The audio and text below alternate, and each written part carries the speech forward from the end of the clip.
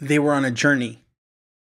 They had a goal. They had a mission. They were going to go from the East Coast all the way to the West Coast, and they were looking for that inland passage.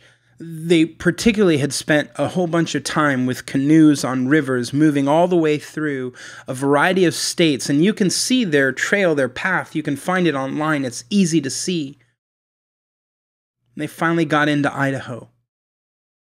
And when they got to Idaho, they went up the Missouri River and they got all the way up to the foot of the river. In fact, if you look at Lewis and Clark's journals, you can read as one of them stood, 1 foot on each side of the mouth, the opening of this spring that would be the end point of that river. And you can guess the excitement they had at having come this far, because they'd been warned. I mean, Sacagawea was with them, and she just mentioned, that we're going to hit some hills, but they were thinking Blue Ridge Mountains, right? They're thinking that kind of mountain, which is really a rolling hill.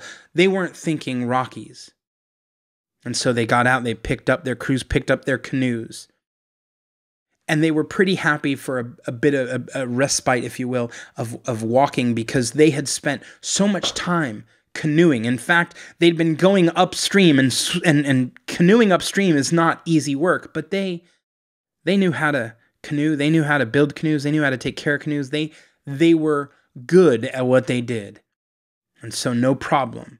But it was nice to take a break, to pick them up, pull them out of the water, and to start walking. The expectation was they'd walk for a few miles, maybe walk for a couple hours, maybe half a day or a day, maybe even 2, but they'd get over those hills, and then they would find on the other side of it a river that would take them all the way down to the Pacific Ocean.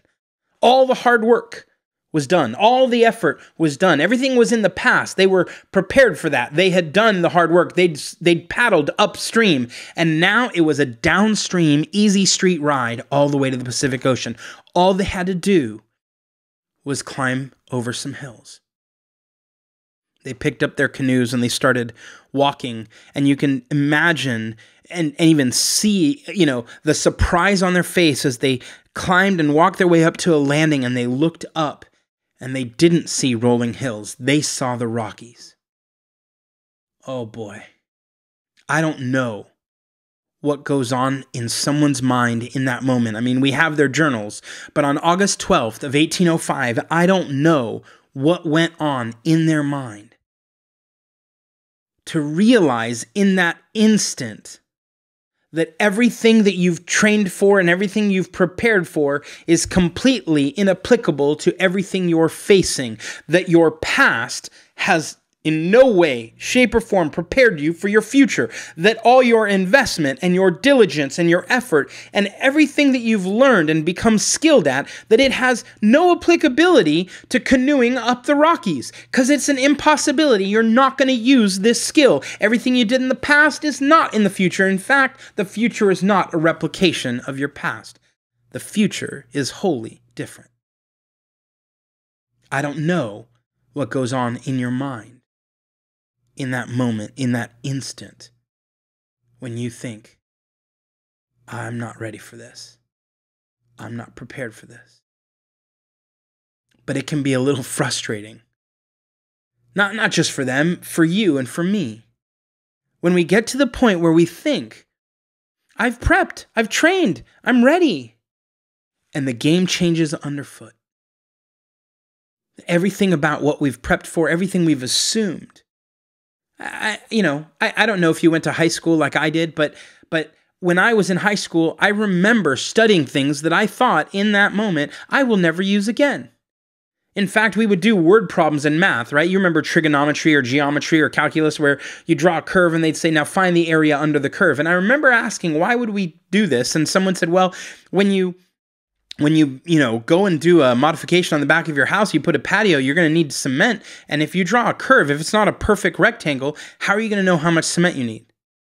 I've owned 3 homes, lived in 4. I can tell you that, first of all, I've never tried to do that on my own. And second of all, the strategy I'd use, I'd go buy a few bags and see if it was enough. I know, because when we put that gorilla hair kind of ground covering on the front yard of one of our houses, I remember going to the store, buying 10 bags, coming back, pouring out, thinking, without any math, we're going to try this.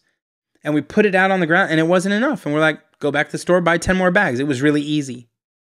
But, you know, just next to me where I'm sitting there asking the question, you know, why am I even studying this? There were other people who were asking, is this going to be on the test, right? Because they were focused on, I'm going to study what's going to be in my future. If I can predict what I'm going to need, then I'm going to focus on that. I don't know how you prepare for your future. But I can tell you one thing for sure. And that is that when we make the assumption that our future will be identical to our past, we make a very large assumption that may not bear results. That it behooves us to be prepared for something different. They were getting on the plane midday. It was 2 or 3 in the afternoon as people started bustling into the plane, and you know, the first group was getting on, and they were the ones with priority seating, so it was really easy for them. They went in and sat in first class, put their bags up on you know, in the cabin above them or in the area above them, and there was no fighting because you don't fight in first class. But then the noise, the volume started getting up higher as people walked in and started bumping each other and had to wait in line as that person sat there trying to shove a bag that was 3 times the size of the compartment above their head into that compartment because they didn't want to check it for the extra 10 or 20 minutes it might be at the other end to get their bag out. And so everybody's backing up and it's going all the way back into you know, outside the plane, and people are getting frustrated and tense. You know, everything is tense and people are getting stressed. And you listen as the fighting starts. You listen as people start saying, that's my seat, no, that's my seat. And you know it's just going to be a long flight. The plane was taking off in New York, but it was destined for Seattle. And so you knew there were business passengers on that flight who just wanted to get back home. They were done. They'd done their meetings and they were through. The U.S. Air flight that was there in LaGuardia took off. And within 2 minutes, they hit a flock of birds that would burn through the engines and kill everything. I mean, kill the engines flat out. And if you listen to the recording, and you can find it on YouTube, but if you listen to the recording, you hear air traffic control just doing what they always do. They're just going through the motion. They're just asking the questions all the time. Do you want to go back to this airport? Do you want to go back to this airport? Do you want me to set up one of the, you know, lanes back at this airport? And he and Sully, the Sullenberger, who's the flight pilot, is like, I don't even think we're gonna get that far, right? At one point you can listen. I think he just hangs up on them, right? Like, you're going through the motions and I have to be prepared for something that's not normal. In fact, if you read the interviews, he articulates that he was not clear.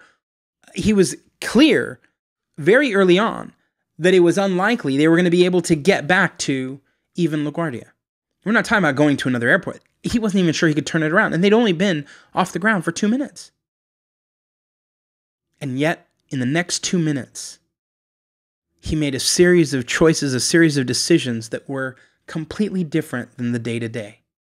In fact, even the training that they get suggests that, you know, when you have a pilot and you have a first mate, when you have those two roles, it's very clear what they're supposed to do, right? The main guy, the pilot, is supposed to start going through the checklist, and they have checklists for this kind of stuff, right? Like if an engine burns out, that's a checklist, and if you can't land, or that's a checklist, and if you're having both engines out, that's a checklist, and if you're going too slow or descending too quickly, that's a checklist. So they got all checklists, and the senior guy, the head pilot, he's supposed to go through the checklist, figure out which one to use, which one's appropriate for the situation, and then he's supposed to start walking it through. Only the reality is that Sully knew he'd spent a lot more time flying planes and had a better sense of flying it than his first mate. And that was a major decision, right? To decide the roles of those two guys. To say, no, you know what? I'm going to take this role. Even though I'm supposed to do this other role, I'm going to take this role. And in fact, because you just recently got recertified on this plane, you actually are better attuned to be able to go through this checklist. And so the first mate started going through the checklist. And of course, even on the checklist, right? The checklist is 3 pages long, and you're up in the air. You've been up for 2 minutes. You have catastrophic failure of both engines, and you're realizing we don't have a long time here. You can't spend 2 more minutes figuring out, which checklist to look at. And even when you pick a list, you can't spend another 2 minutes going through all 30 or 40 items. You're going to have to pick and choose. And so someone who'd been recently recertified on the plane and had understanding and nuance of that particular plane would be able to go through it quickly. And so Sully very quickly changed their roles. Even though the agenda normally is to go back to an airport, he also changed the focus of their goals. Their goal was no longer to get back to an airport. Their goal was to safely land and to make sure they didn't land on the ground where they'd damage other property and people. You'll be surprised. I mean, there's so many stories and articles and interviews. You'll be surprised if you listen to the recording on YouTube, how quickly the whole thing ends. It took 2 minutes to get up in the air and have both engines die. It took 2 minutes to land, and then it was done. 4 minutes. And I can tell you, in those 4 minutes, virtually nothing of what Sully did was something he did all the time. Virtually nothing what the first mate did, or virtually nothing what the crew did, was what they normally did. They had to spend some extra time, and in fact, Sully is the kind of guy who would research these things and write these things. In fact, what he did, the way he approached, because when you're trying to fly a plane, land a plane, manage speed, and change the trajectory and the direction, but when you're doing this without engines, you're doing things that you don't normally do. And he was creating new approaches for how to land this plane without engines than anyone had ever done. It takes, and the reason he could was because he had spent a little extra time thinking through he was one of those safety guys that he'd spent time regularly trying to figure out what happens if. Why do I tell you these stories? Because at the end of the day, we are often caught unawares when the game changes afoot. We're literally caught by surprise when the dynamics in front of us, when the situation and the layout all differ, and we go, but this isn't what I trained for. And we say things as if we have the right to expect that everything will be the same, the right to expect that everything we've studied and prepared for will be the things that will come up. And that's not the case. The skill, the recommendation I have for people is to develop the skill that allows us to deal with change, that allows us to not be so gripping onto an expectation of a reality that we expect in such a way that we lose sight of all the potential differences and changes that we're going to see. The ability to adapt, the ability to adjust, the ability to recognize when the game has changed. When you see the Rockies and you know immediately, this is not the same thing. I can't canoe a mountain. I'm going to have to do something different. The ability when the engines blow out and you realize, I'm not going to turn this thing around. In fact, if I try and turn this thing at all, I'm going to lose velocity so quickly that I will drop out of the sky like a rock. The ability to see that things are changing and the ability then to adapt, that is maybe the most crucial skill that I know people need. It's what I evaluate for, it's what I test for, it's what I interview for. It's one of the most important skills. And in the space of technology, in the industry that we're in, I'm shocked often by the notion that people have that whatever it is we're doing today will exist for the next 10 years. Because it's that same mentality of what I've spent the last 10 years doing, I will likely spend the next 10 years doing. I'm sure there was a Flash developer who one day was sitting at his computer just a few years ago writing Flash and thinking to himself, I'm so glad I learned this technology because I will probably write Flash forever. One of the questions I ask people a lot is, what happens when WordPress goes away? And they're like, I can't believe that you would say such a thing. I say, I'm not predicting it. I'm not even welcoming it. I'm not suggesting it should happen. I'm just asking the question, have you pondered? Have you thought? Have you created a plan B or a strategy for how you continue to support customers when the technologies change underfoot? Have you thought about how to develop skills that go past just the how to do something? Oh, you may be really great. You may be fantastic at some how, right? I know how to do X, Y, Z. What happens when the game changes and those are no longer the things you need to do? That's why I recommend that you spend much more time learning the why. Why should I do this and why should I do that, rather than how do I do this and that? How is the commodity that frankly may disappear? We can't guarantee that. Why is the value we bring to a discussion that doesn't often disappear? But it circles back to the skill of being able to adapt. And the skill of foresight to be able to look forward and see. I have to start asking myself this question of what if, just to be prepared for when I can't canoe a mountain. To be prepared when technologies change.